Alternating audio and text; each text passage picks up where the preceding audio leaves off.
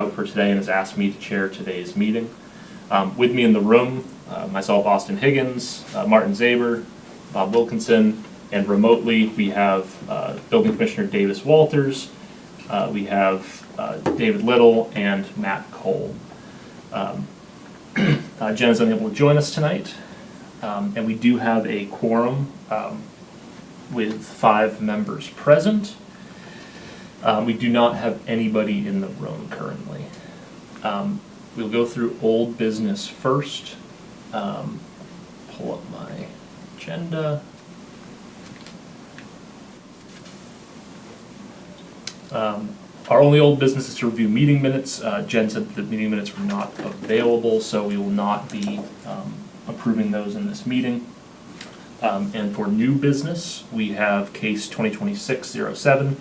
Frederick and Patricia Eppinger have applied for a special permit as set forth in the MGL Chapter 40A, Section 6 under the Orleans Zoning Bylaw 164-21A, footnote 5, building coverage over 4,000 square feet.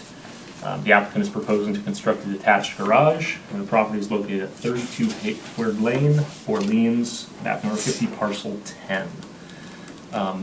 And for the applicant today, I believe we have someone on the call. Sam, is that correct? Yes, good evening. Great. Can you just provide your full name for the board?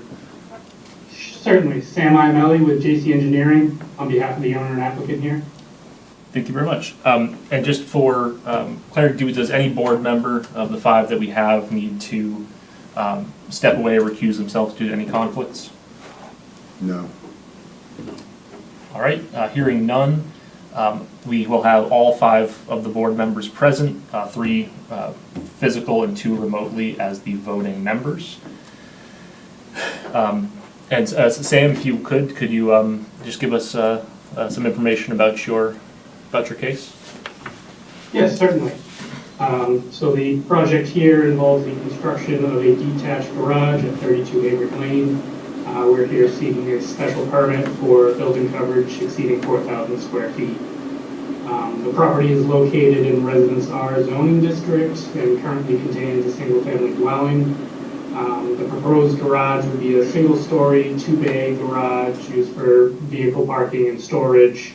The garage would be located in the front yard, just east of the existing gravel driveway. The garage will conform to all dimensional and height requirements for the zoning district, and the site will remain under the 15% total required building coverage. We don't anticipate any increases to traffic or noise, as this will not change the use or amount of occupants. The garage is going to be visually consistent with the existing dwelling, as we'll be using similar materials and colors for construction. And with there being a long driveway connecting the property to Hayward Lane, views from the street to the garage will be fairly visible. And additionally, they'll be putting in dry wells as well to collect roof runoff and discharge that underground. So no anticipated stormwater runoff from the garage. And with that, I'd be happy to answer any other questions the board may have. Great. Thank you, Sam. I believe there was some discussion when we had some request for continuation or request for a change date related to Conservation Commission review. Could you just walk us through what sorts of things you guys were discussing? And I know, David, you've been party to those discussions as well, so we can review your take afterwards. Yeah, certainly. Yeah, so we're still ongoing with conservation.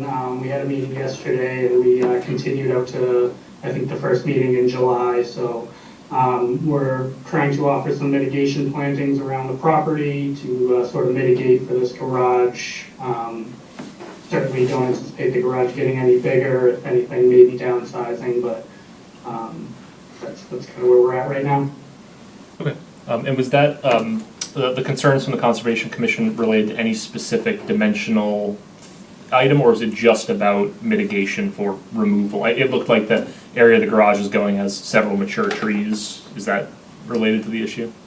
Yeah, all conservation-related issues with the resource areas all surrounding the property. So yeah, just again trying trying to mitigate the best we can to compensate for the new garage. Okay. And so that's being continued to July, that's correct? Correct, yes. Is the Conservation Commission asking you to reduce the size of the garage? That might bring it under the 4,000 square foot zoning regulation? Again, not particularly just to get under the 4,000 square foot, again, more so just the resource areas and what we're affecting. So again, just trying to mitigate that. I know we have a site meeting with them next week on site, so hopefully try to come up with a solution then. Okay, And thank just you. for the record, I believe the current structure as it stands is greater than 4,000 square feet. I believe it's approximately 4,200. Yeah, I was just believe, wondering went up if there, part of the solution was to make it smaller, and then it wouldn't be in front of us. So, okay, thank you. David, through Austin, could you give us your take on what's happening with Conscom? Because he's not hearing me. Great. David, can you hear us? Excuse me? Could you provide your take from the Conscom side on the property? I think the applicant just has a lot more work to do. We're not prepared to vote on this project at this point in time.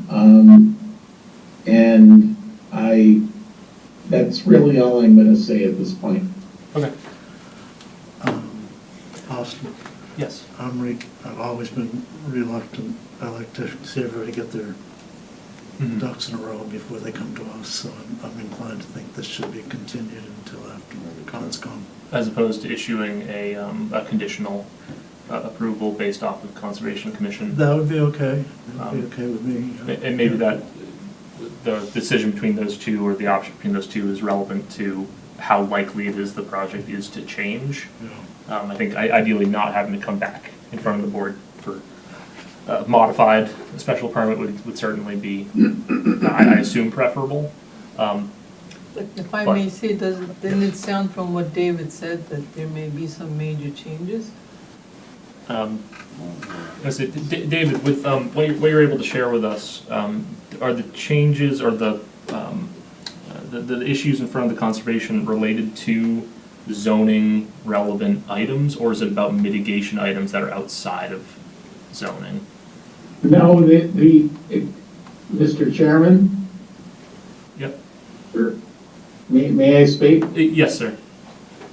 I guess, no, the issues are related to the use of the site as it exists now. And I'm speaking as a conservation commissioner, and without a very significant amount of mitigation on the site, I don't want to speak for the rest of the commission, but I don't think the project is going to go well. That's all I can say. Thank you, David. I do have a couple questions about, and maybe more questions for the board, because I feel like we recently have been finding a lot of exceptions to our usuals.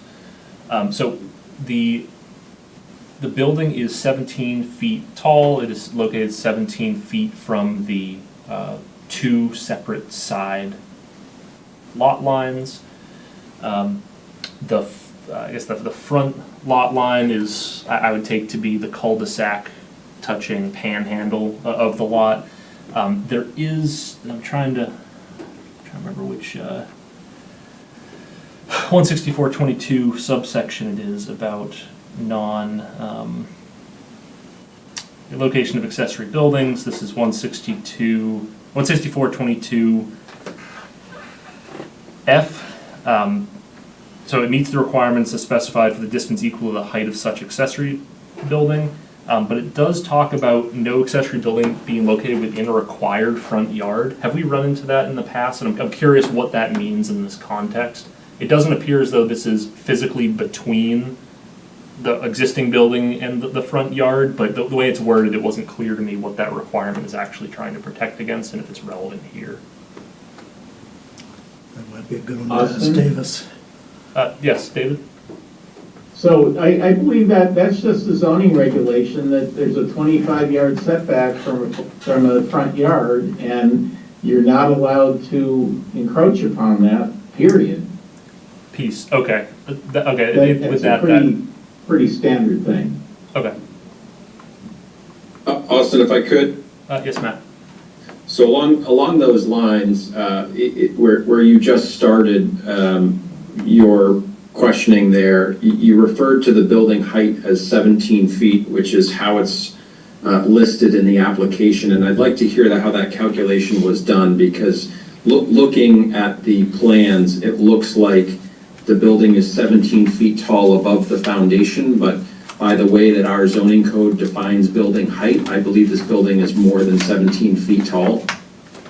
Are you referencing, Matt, the I forget the word is, the untouched natural grade on the street side of the property, or is it separate for accessories? Exactly, so I'd like the applicant just to explain his building height calculation, and again, if there's a correction that needs to be made there, I just want him to understand that so that we make efficient use of coming back to the board. Yeah, please, Sam, if you could. Yeah, certainly. I know we had looked at that. I'm sorry I wasn't fully prepared for that question, but yeah, like I said, I think it's the average of the existing grade around the structure. That 17-foot dimension, I think, shows right from the sort of the slab right in front of the garage doors, which was roughly the average grade I think we calculated. But again, I can provide some more detail on that if need be. Should be streets. Yeah, I think if we could, just because it is equivalent to the listed setbacks from those side lot lines, I think having that calculation broken out and ensuring that it aligns with the method we use to calculate building height per our bylaw, just to confirm that it is compliant with that would be helpful. Sure.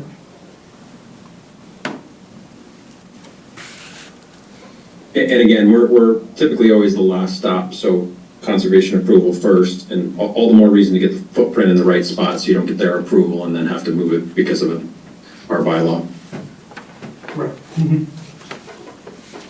Austin, Yes, Bob? I do like the idea of trying to prevent a second hearing, but I think in this case, I'd feel better if we just postpone this until we get a couple of these questions answered. Your proposal is to propose continuance? Continuance, yeah. Okay. You know, with that, do any other board members have questions that we'd like to have addressed if continuance were requested and issued?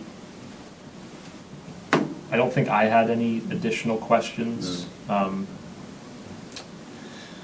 me just go over the site plan, make sure I'm not forgetting anything obvious.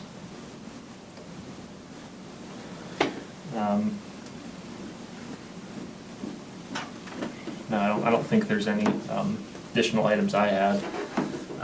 Matt or David, is there anything else you'd like to bring up for the applicant? No, thank you. Okay. There's nobody in the room to make comments. Is there anybody out in the participants? Doesn't appear so, looking at the number of participants. So I don't believe we received any letters of concern or support for this item. So Sam, I'm curious your thoughts. Would you like to, it seems the board is proposing a continuance for this. I'm curious your thoughts on how you'd like to proceed. Yeah, I think that's appropriate. So I think our next conservation meeting would be July 7th. Yeah, so that's a Tuesday, so if we are able to continue to the 8th, and then hopefully we'll have a finalized plan that we plan to move forward with. So our July schedule, we meet on the 1st and the 15th. So the nearest meeting after the 7th would be the 15th that we'd be able to continue to. Okay. We'll continue So to would you be able to get materials ready for a meeting 1 week after your Conservation Commission meeting? I mean, is that not enough time to? I believe we can. We still have a few weeks till that meeting, so we're going to be working on that in the meantime. All right, we might get them very close to our meeting, but, Yeah, I think I'm okay. same status, but certainly we could continue that, that date as well if necessary. I would certainly ask the applicant if he could please ask for a continuance before the next hearing if conservation hasn't granted approval. Right? So we're giving them a continuance to the soonest meeting with that caveat so that we're not doing the same thing again. I would second that. I think that's an appropriate recommendation. Okay. Sam, is there anything else you'd like to bring in front of the board before we discuss? Not at this time, no, thank you. Great, thank you. Does anybody have any motions? I would move that we continue this hearing until such time as the applicant has obtained conservation approval for the project. Do we need for a continuance a specific date to continue? I was trying to piggyback on what Matt had said. Yeah. I would be fine with saying the third meeting in July with the understanding that the applicant will ask for an extension if he's not ready by then. No, the second meeting in July. Yeah, we actually get the third Wednesday off in July. Summer break. The second, that'll be the 15th Okay. of July. Okay, the third meeting we don't have? We don't have a third meeting, no. Oh, okay, Our next meeting after Yeah. that would be August 5th. okay, the 15th is fine. All right, Okay. I'll second that motion. All right, so the motion that we'll be voting on has been seconded, brought up by Bob, seconded by Martin, is to continue this hearing until July 15th, 2026. And with the request of the applicant, request a continuance prior to that date if conservation approval is not able to be gathered before that hearing. We're gonna take the roll. Go virtually first. Matt, Yes. David, Yes. Bob, Yes, Martin, Yes. and I'm also a yes. Thank you for the presentation, Sam. We will see you on July 15th. Yes, thank you all for your time. Thank you very much. All right. Good night. Are there any other matters that anyone would like to bring in front of the board? Hearing none, do I have a motion to adjourn? I say we So adjourn. moved. Ms. Chad Austin? Any seconded? Second. Okay, we have to take a roll. Matt, Yes. David, Aye. Bob, yes. Martin? Yes. Yes. Thank you all.